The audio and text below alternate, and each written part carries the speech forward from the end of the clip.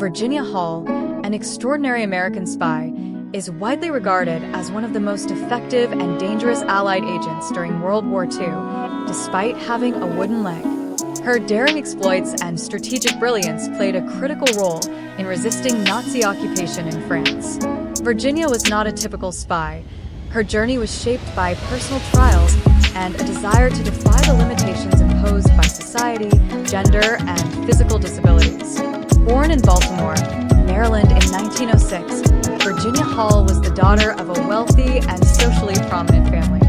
Her upbringing was one of privilege and comfort, but from a young age, she exhibited a streak of independence and a hunger for adventure. The path laid out before her, one of quiet domesticity and societal obligation, was not the life Virginia desired. She was not content to be defined by traditional gender roles that dictated the limited options available to women in the early 20th century.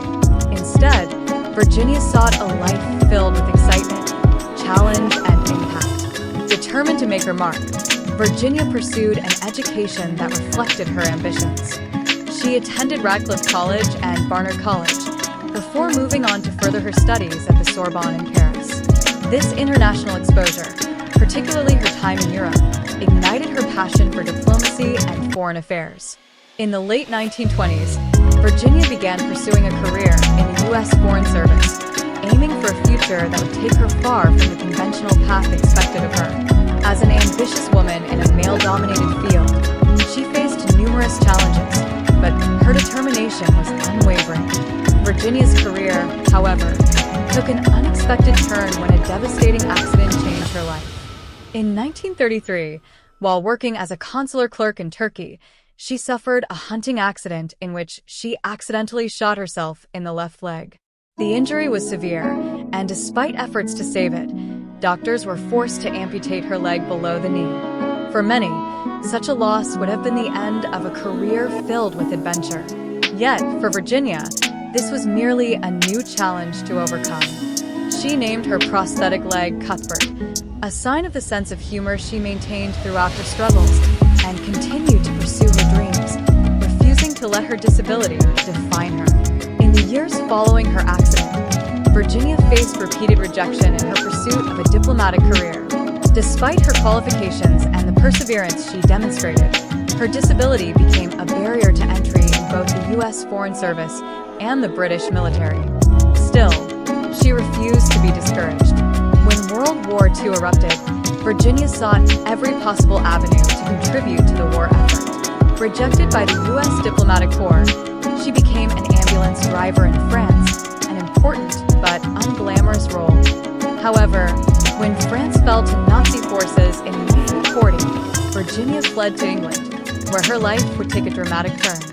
It was in England that Virginia found her true calling. Recruited by the British Special Operations Executive, SOE, an organization formed to conduct espionage and sabotage in occupied Europe, she became a secret agent tasked with some of the most dangerous and vital missions of the war. As one of the few women working as an SOE agent, Virginia faced not only the physical danger of her assignments, but also the skepticism and prejudice of those who doubted her capabilities. Yet, time and again, she proved her worth, establishing networks of resistance fighters, gathering crucial intelligence, and conducting sabotage missions that significantly weakened Nazi control in France. Virginia Hall's early life was one of bold choices, resilience, and a refusal to conform to societal expectations. Her story is a powerful reminder that courage, intelligence, and determination can overcome even the most daunting obstacles. Through her actions, Virginia forever changed the landscape of wartime espionage, and her legacy continues to inspire generations. After losing her left leg in a tragic hunting accident in 1933, Virginia Hall demonstrated incredible resilience and determination, refusing to let her disability define her or limit her ambitions. The loss of her leg was a life-altering moment, but it was not the end of Virginia's quest for adventure and meaningful work. Instead, it marked the beginning of her transformation into one of the most daring spies of World War II. When Virginia's leg was amputated below the knee, she was fitted with a prosthetic leg, which she humorously named Cuthbert. Rather than wallowing in self-pity or retreating into a quieter life, Virginia adopted a pragmatic approach to her new reality. Her wooden leg became a part of her identity, not as a symbol of limitation, but as a testament to her strength and perseverance. Even though the amputation presented physical challenges, Virginia never let it dampen her spirit or her desire to make a difference in the world. Her resilience became one of her defining traits as she moved forward with unwavering determination. In the years following her accident, Virginia continued to pursue her dream of a career in diplomacy, but her disability proved to be a significant obstacle. At the time, both the U.S. Foreign Service and the British military were reluctant to accept individuals with disabilities, regardless of their skills or qualifications.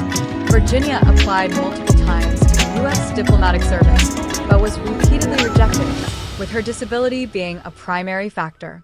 Despite these setbacks, she refused to be discouraged, seeking out any opportunity that would allow her to contribute to a greater cause. When World War II broke out in 1939, Virginia saw the conflict as a chance to prove her worth and make a meaningful contribution to the war effort. However, her initial attempts to join the war effort were met with rejection once again. Both the U.S. and British militaries turned her down due to her disability, not recognizing the immense value she could offer. Determined to help in some way, Virginia took on the role of an ambulance driver for the French army, an important, albeit less glamorous, job. As the war escalated, she worked in the chaotic and dangerous environment of war-torn France, doing what she could to assist the wounded and displaced. However, in 1940, when France fell to Nazi occupation, the situation became increasingly perilous. Realizing the gravity of the situation and the need to escape the advancing German forces, Virginia fled the country. Her journey eventually brought her to England, where she was introduced to the British Special Operations Executive, SOE. The SOE, an organization established to conduct espionage and sabotage behind enemy lines, was looking for people willing to take on the most dangerous assignments in Nazi-occupied Europe. Virginia was an ideal candidate, smart, resourceful, and fiercely determined, despite the challenges posed by her disability. The SOE was quick to recognize Virginia's potential, and she was recruited to work as a secret agent. Given the code name Geologist 5, her mission was to infiltrate Vichy France and build a resistance network that would support the Allied effort against the Nazis. This was no small task. The Gestapo, the Nazi secret police, were highly active in France, constantly searching for resistance fighters and Allied spies. The risks were enormous, but Virginia was undeterred. One of the most significant challenges she faced was overcoming the initial skepticism of her colleagues and superiors, who doubted whether a woman with a prosthetic leg could effectively carry out such dangerous operations. However, Virginia quickly proved them wrong. Disguising herself as an American journalist working for the New York Post, she used her cover to travel freely in Vichy France, gathering intelligence and recruiting members for the French resistance. She cleverly encoded messages in her articles, allowing her to communicate with her handlers without arousing suspicion from the Nazi authorities. Virginia's ability to remain undetected was remarkable, especially considering that she was constantly under the watchful eye of the Gestapo. Despite her prosthetic leg, she navigated the perilous world of espionage with skill, organizing resistance efforts and building a network of operatives who would become crucial to the success of Allied operations in France. Her courage and ingenuity allowed her to not only survive in enemy territory but also thrive, significantly contributing to the resistance movement. Virginia Hall's work during the early years of World War II was just the beginning of her extraordinary career as a spy. Her resilience in the face of personal adversity, coupled with her ability to outsmart and evade the enemy, would make her one of the most celebrated figures in wartime espionage. After her recruitment by the British Special Operations Executive, SOE, Virginia Hall embarked on one of the most dangerous missions of World War II. Operating under the code name Geologist 5, her primary objective was to build a French resistance network in Vichy France, a region controlled by the collaborationist government under Nazi influence. This mission was fraught with danger, as the Gestapo, Nazi Germany's secret police, was constantly constantly hunting for Allied agents and resistance members. Despite the ever-present threat of capture, Virginia embraced the challenge, knowing the critical role the resistance would play in weakening Nazi control over France. Using her American citizenship as a cover, Virginia posed as a journalist for the New York Post. This role allowed her to move relatively freely in Vichy France, gathering intelligence and making connections without raising too much suspicion. Her journalism provided a convenient pretext for her travels, but Virginia's true work was far more covert. She cleverly encoded messages in her articles, which enabled her to send vital information back to the SE without arousing the attention of German censors. This method of communication was risky, but Virginia's quick thinking and ingenuity helped her stay ahead of the Nazis. One of the most critical phases of her mission took place in Lyon, a city that had become a hub of resistance activity. However, Lyon was also home to Klaus Barbie, the infamous head of the Gestapo in the region, known for his brutality and relentless pursuit of resistance fighters. Undeterred by the dangers, Virginia began organizing and recruiting members for her resistance network. She built relationships with local informants, operatives, and sympathizers, creating a resilient and resourceful team. Despite the constant danger, Virginia successfully established a network that smuggled intelligence, supplies, and even downed Allied pilots out of France. Her ability to organize, recruit, and strategize made her a valuable asset to the SOE, but it also made her a target. The Nazis soon learned of a mysterious limping lady organizing resistance efforts, and she became one of their most wanted figures.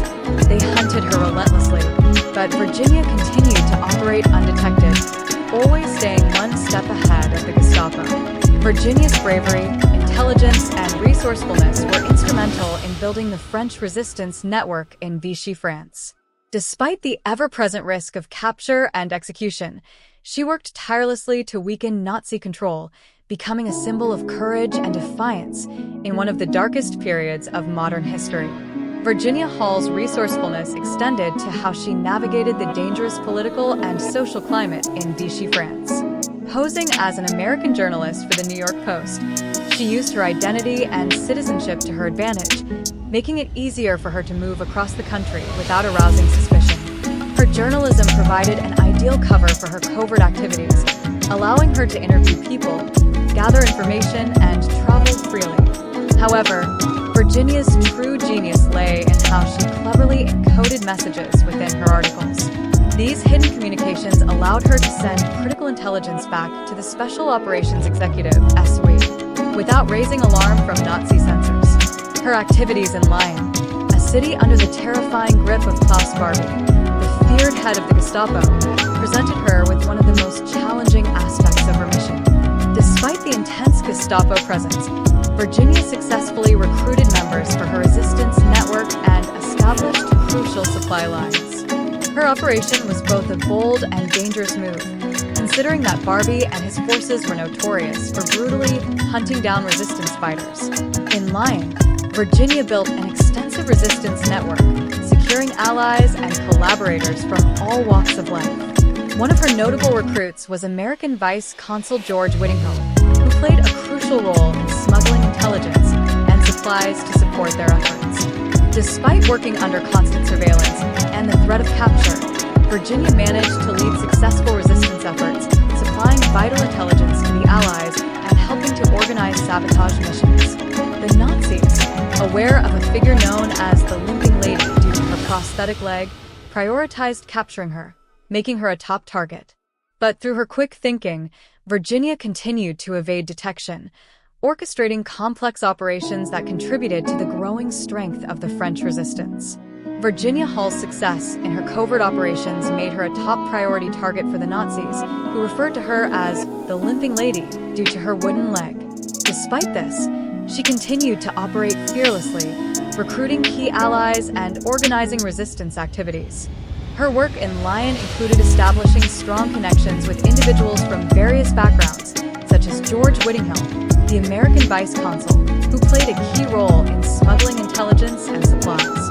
These efforts significantly strengthened the local resistance movement, allowing them to carry out sabotage missions and provide valuable intelligence to the Allies. One of Virginia's most notable contacts was Dr. Jean Rouse, a gynecologist who provided not only medical assistance, but also used unconventional methods to disrupt the Nazi forces. He spread venereal diseases among German soldiers, incapacitating many of them and reducing their effectiveness. Another key ally was Joe Mangier, a brothel owner who helped by enticing Nazi soldiers to heroin addiction, further weakening the enemy's forces. Virginia's ability to maintain such a diverse and effective network of collaborators made her a formidable force. Her strategic use of local resources and people helped her evade capture and continue her vital work. Even as the Gestapo increased its efforts to hunt her down, she remained elusive, constantly moving and adapting her methods. Despite the growing danger and the increasing number of Nazi agents searching for her, Virginia continued to lead the resistance with remarkable courage. Her ability to stay one step ahead of the Nazis, while simultaneously coordinating complex resistance activities, made her one of the most effective Allied agents in France during World War II. The Nazis' relentless pursuit of the Limping lady only highlighted the significance of her work and the threat she posed to their operations. Virginia Hall's success in organizing the French resistance came with immense challenges, particularly in maintaining secure communication. One of the critical issues faced by the Special Operations Executive, SOE, in France was the shortage of reliable radio operators. Wireless operators were crucial for transmitting intelligence between resistance groups and London, but their operations were incredibly dangerous. The Vichy police, working with the Nazis, had advanced technology capable of detecting and triangulating radio broadcasts, making every transmission a risk. At the time, Virginia had only one wireless operator available, Georges Babe, but he was located far from her position. This geographical distance complicated coordination efforts, forcing Virginia to rely on a patchwork system of couriers and messengers, which slowed down the transmission of vital information. The delay in communications increased the risks to her network and reduced the efficiency of their operations. Despite these limitations, Virginia managed to keep her network active and resilient. She demonstrated remarkable ingenuity by finding ways to circumvent the dangers of wireless transmissions. In some instances, she encoded messages in newspaper articles and relied on her cover as a journalist to send these messages without arousing suspicion. This method allowed her to transmit intelligence without using radios, reducing the risk of detection by the enemy. However, the challenges became even more severe in 1941, when several SLE agents were captured at a compromised safe house, Villa de Bois, in what became known as the Marseille mousetrap. Virginia had wisely avoided a meeting scheduled at the villa, saving herself from arrest, but the event severely damaged SLE operations in the region. With many of her fellow agents captured, Virginia found herself one of the few remaining operatives still at large in southern France. Despite these setbacks, she continued to lead her resistance efforts, adapting to the increasingly hostile environment. Virginia Hall's remarkable efforts extended to daring rescue missions for captured Allied agents and soldiers. One of her most notable operations was the rescue of the group known as the Clan Cameron, a team of SOE agents captured by the Germans.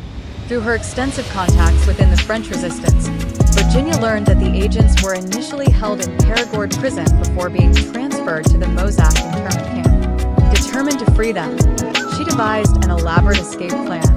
Virginia worked closely with Gabby Bloch, another SLE agent, to coordinate the escape. Together, they smuggled tools and other necessary items into the camp to help the prisoners. The plan involved several layers of smuggling, including cooperation with sympathetic locals and even a priest who secretly delivered a radio to the camp. This radio allowed the imprisoned agents to maintain contact with the SOE in London, ensuring they had up-to-date information and could execute their escape at the right moment. The actual escape, which took place on July 15, 1942, was a testament to Virginia's skill and leadership. She carefully managed the external logistics, ensuring everything was in place for the escapees to make their way out without detection. A key part of the plan involved a sympathetic guard named Sevilla, who provided a signal when it was safe to proceed. Under Virginia's coordination, all 12 men in the Clan Cameron successfully escaped within just 12 minutes. They quickly made their way to safety, eventually returning to London. Following the success of the escape, the German forces in France launched a massive crackdown in retaliation.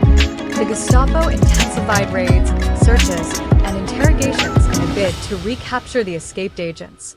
However, Virginia's meticulous planning ensured the escapees were already beyond the reach of the Germans by the time the Gestapo began their hunt.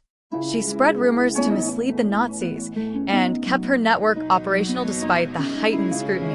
The Mozac escape was one of Virginia Hall's most significant victories during her time with the SOE. It demonstrated her ability to execute complex operations under intense pressure and in hostile environments. Even with the added threat of German retaliation, she continued her work, expanding her network and planning further resistance efforts. The success of the escape not only boosted morale among the resistance, but also further solidified her reputation as one of the most formidable operatives working against the Nazi regime. As Virginia Hall's resistance network, codenamed Heckler, continued to expand, it inevitably attracted the attention of enemy forces, leading to dangerous infiltrations. One of the most significant betrayals came from a young priest named Robert Ehrlich, who was later revealed to be a German agent named Axel. Although Axel managed to infiltrate Virginia's network, compromising several of her fellow SOE agents, he never succeeded in locating her. The infiltration was a severe blow to her operations, as many of her key contacts and allies were arrested, tortured, or executed. Yet, despite the immense danger and loss of comrades, Virginia managed to elude capture and continued her resistance efforts. In November 1942, with the situation in Vichy France becoming increasingly dangerous, Virginia found herself at grave risk of being arrested by the Germans.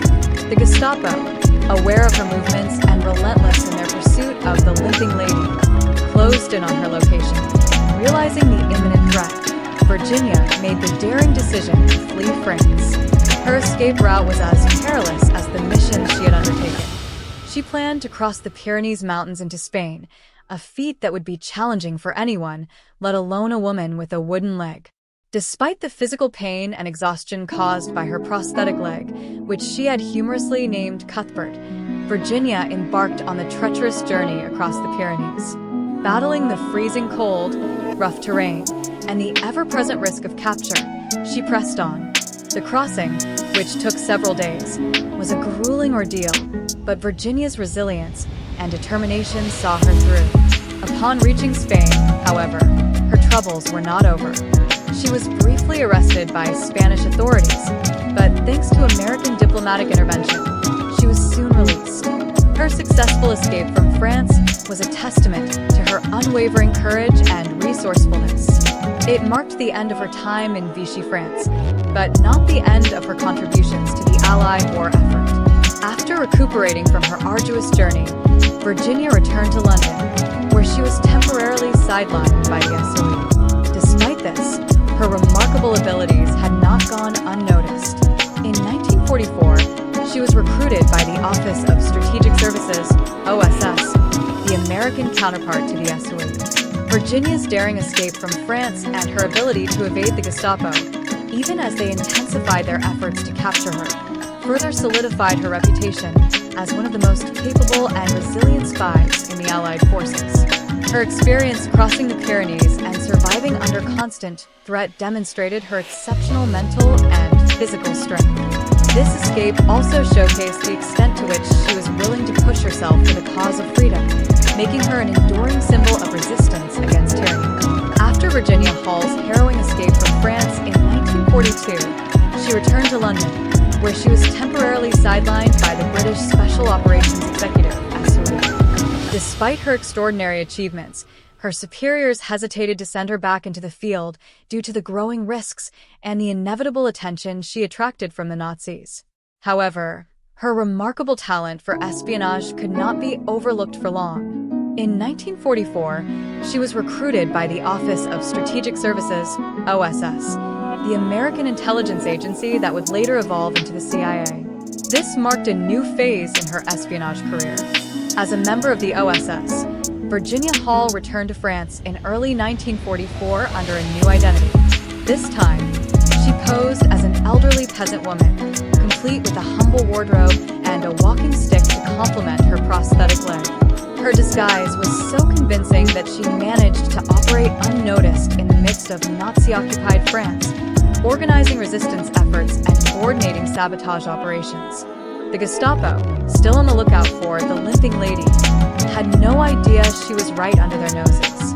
Hall's mission was to support the French resistance and sabotage German operations in preparation for the upcoming Allied invasion, which would become known as D-Day. She worked closely with local resistance groups, providing them with intelligence, weapons, and supplies.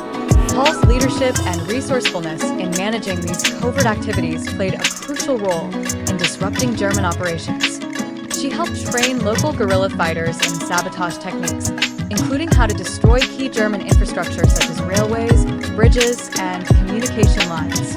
One of her most significant contributions during this period was the coordination of resistance efforts in central France. As Allied forces prepared for the Normandy invasion, Hall's network of fighters, under her leadership, carried out a series of well-coordinated attacks on German supply lines and transportation routes. These efforts significantly hindered the movement of German troops and resources, contributing to the success of the D-Day invasion. Between March and July 1944, Hall commanded around 1,500 resistance fighters in the Haute-Loire region of central France. She played a pivotal role in helping the local resistance forces disrupt German communications, destroy bridges, and prevent reinforcements from reaching Normandy. Her exceptional organizational skills allowed her to effectively coordinate these large-scale sabotage operations, despite the ever-present danger of capture. Hall's tireless efforts did not go unnoticed. After the war, she was recognized for her immense contributions to the Allied victory. She was awarded several prestigious honors, including the Distinguished Service Cross, making her the only civilian woman to receive this honor during World War II. Additionally, she was awarded the French Croix de Guerre with Palm and was made an honorary member of the Order of the British Empire. However, despite her accomplishments, Virginia Hall's post-war career was not without challenges. After the war, she joined the Central Intelligence Agency, CIA, where she hoped to continue her work in intelligence. Unfortunately, she faced significant discrimination due to both her gender and her disability. The CIA, at the time, was dominated by men who were not always receptive to the contributions of women, regardless of their wartime achievements. Despite these challenges, Hall continued to serve her country with dignity and professionalism. She retired from intelligence work in 1960, having left an indelible mark on the world of espionage and resistance movements.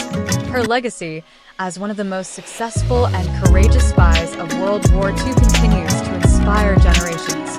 Virginia Hall's story is one of extraordinary determination, bravery, and resilience. Her ability to overcome immense physical and societal obstacles and her unwavering dedication to the cause of freedom made her one of the unsung heroes of World War II. Her legacy remains a powerful reminder of the impact one individual can have on the course of history.